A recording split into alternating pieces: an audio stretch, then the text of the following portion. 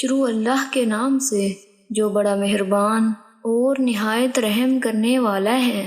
السلام علیکم ورحمۃ اللہ وبرکاتہ۔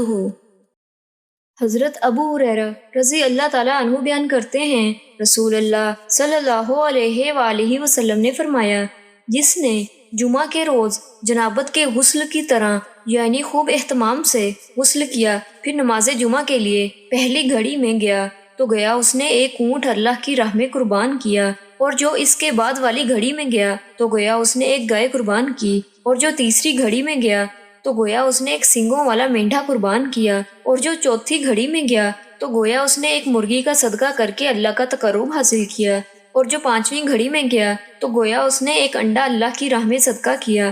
پھر جب امام خطبہ کے لیے گھر سے نکل آیا تو فرشتے ذکر سننے کے لیے حاضر ہو جاتے ہیں۔ یہ ترمذی شریف کے حدیث ہے جس کا حوالہ ساتھ موجود ہے۔ اللہ تعالیٰ سے دعا ہے کہ اللہ تعالیٰ ہمیں اس حدیث مبارکہ پر عمل کرنے کی توفیق عطا فرمائے، آمین۔